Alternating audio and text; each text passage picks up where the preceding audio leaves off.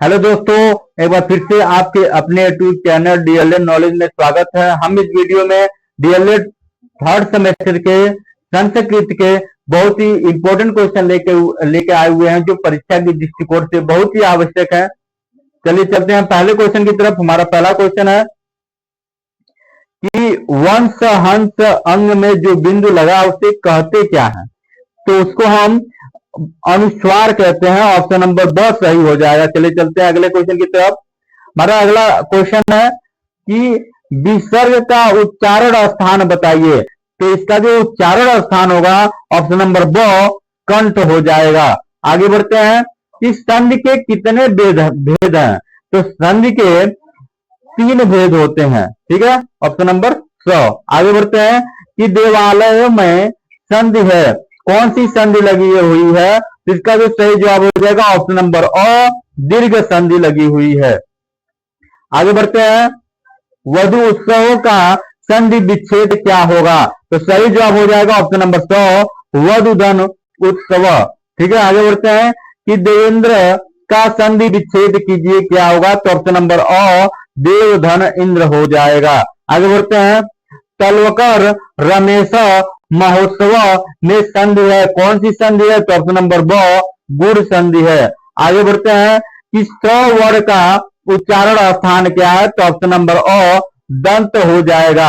आगे बढ़ते हैं कि त्रैत्वारिशत शब्द का अर्थ क्या होगा? तो इसका जो सही जवाब हो जाएगा ऑप्शन नंबर ब 43 हो जाएगा। आगे बढ़ते हैं, पंचवटी में कौन सा समास लगा हुआ है? तो ऑप्शन नंबर ब द्विगु समास लगा हुआ है। आगे बढ़ते हैं, विसर्ग का उच्चारण स्थान बताइए। तो विसर्ग का उच्चारण स्थान हो जाएगा ऑप्शन नंबर अ कंठ हो जाएगा। आगे बढ़ते हैं कि गमनमा में प्रयुक्त प्रकृति एवं प्रत्यय लगा हुआ है, कौन सा लगा होता है? गम धन लगा हुआ है। आगे बढ़ते हैं कि पठनीयम पद में धातु एवं प्रत्यय है, कौन सा धातु है? तो पट धन अनियर।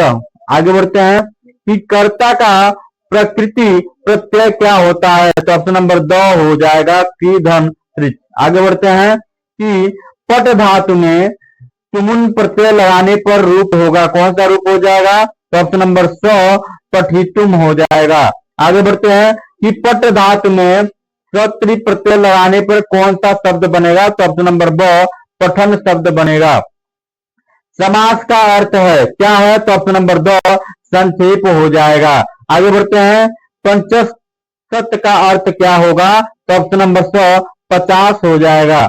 आगे बढ़ते हैं कि पावका में संधि है, कौन सी संधि है? तो अयादि संधि लगी हुई है। आगे बढ़ते हैं कि अंग या र न म को कौन सा व्यंजन कहते हैं? इसको हम अनुनासिक व्यंजन कहते हैं। ऑप्शन नंबर अ।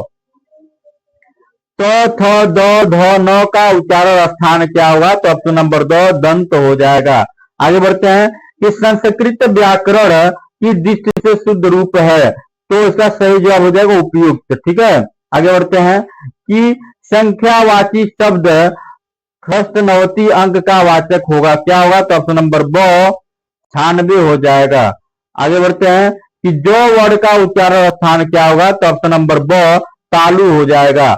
आगे बढ़ते हैं, अभव धातु रूप में पुरुष एवं वचन है, तो ऑप्शन नंबर मध्यम पुरुष और एक वचन है इसमें। आगे बढ़ते हैं कि प्रायः उत्तर पदार्थ प्रधान समास होता है, तो ऑप्शन नंबर 2 तत्पुरुष समास होता है। कि कर्ता का इष्टतम कारण क्या है? तो सही जवाब हो जाएगा कर्म हो जाएगा। आगे बढ़ते हैं कि अक सर्वड़े दीर्घ सूत्र क्या है? तो ऑप्शन नंबर 100 दीर्घ संधि है। आगे बढ़ते हैं, ये तो यह वाय सूत्र क्या है इसमें? तो ऑप्शन नंबर 100 अयादि संधि का है। आगे बढ़ते हैं, मधुधन अरिय का संधि होती है, क्या होती है? तो मध्यवरीय होता है। आगे बढ़ते हैं, अगला क्वेश्चन है कि चे अनय की संधि होगी, क्या होगी? तो चयनम हो जाएगा। Option number 2। आगे बढ़ते हैं, औनिशा में संधि है, कौन सी संधि है? तो ऑप्शन नंबर अ दीर्घ संधि है। कि प्रत्यय उत्तर में संधि होता है, कौन सा संधि होता है? तो यड़ संधि होती है। ऑप्शन नंबर अ सही हो जाएगा। देवालय में संधि है, कौन सा संधि है? देवालय में संधि है, तो ऑप्शन नंबर अ दीर्घ संधि है। आगे बढ़ते हैं, एकोनचत्वारिशत शब्द का अर्थ क्या होगा? तो ऑप्शन नंबर ब 39 हो जाएगा। ठीक है, आगे बढ़ते हैं कि चोर भयम में समास है, कौन सा समास है? तो ऑप्शन नंबर अ तत्पुरुष समास है। आगे बढ़ते हैं, भयार्थक तथा रक्षार्थक धातुओं के साथ विभक्ति का प्रयोग होता है, कौन सी विभक्ति का प्रयोग होता है? तो ऑप्शन नंबर स पंचमी विभक्ति का प्रयुक्त होता है। अहम बालकम पश्यामि वाक्य का कर्मवाच्य में परिवर्तन होगा, इसका जो सही जवाब हो जाएगा ऑप्शन नंबर अ मया बालक दृश्यते। आगे बढ़ते हैं कि ओम में ओ के आगे बना यस है, क्या है? तो यह जो है प्लुप्त स्वर है। ठीक है, आगे बढ़ते हैं कि ई वर्ग का उच्चारण स्थान क्या होगा? तो ऑप्शन नंबर ब तालु हो जाएगा। आगे बढ़ते हैं कि पितृम पद में कौन सी संधि है? तो ऑप्शन नंबर द दीर्घ संधि हो जाएगा।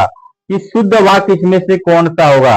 तो शुद्ध वाक्य हो जाएगा ज्ञानम बिना न मुक्ति, ऑप्शन नंबर अ सही हो जाएगा। आगे बढ़ते हैं, चतुर्विंशति का अर्थ क्या होगा? तो ऑप्शन नंबर अ 24 हो जाएगा। आगे बढ़ते हैं, संस्कृत में भविष्य काल के प्रयोग के लिए लकार का प्रयोग किया जाता है, तो ऑप्शन नंबर स लिट लकार का प्रयोग किया जाता है। हरिहरों में कौन सा समास है? इसका जो सही जवाब हो जाएगा द्वंद्व समास है। आगे बढ़ते हैं कि नवरत्न में कौन सा समास है? इसका जो सही जवाब हो जाएगा ऑप्शन नंबर अ द्विगु समास लगा हुआ है। लंबोदरा में कौन सा समास है? तो सही जवाब हो जाएगा कर्मधारय समास है, ऑप्शन नंबर ब। आगे बढ़ते हैं कि नपुंसक लिंग इसमें से कौन सा? तो ऑप्शन नंबर ब एत हो जाएगा। आगे बढ़ते हैं, पितु किस विभक्ति का वचन का रूप है? तो ऑप्शन नंबर स पंचमी एक वचन। आगे बढ़ते हैं कि धेनों का विभक्ति और वचन क्या होगा? तो ऑप्शन नंबर स षष्ठी एक वचन होगा। आज का वीडियो यहीं पे समाप्त होता है, मिलते हैं अगले वीडियो में, तब तक के लिए नमस्कार, जय हिंद।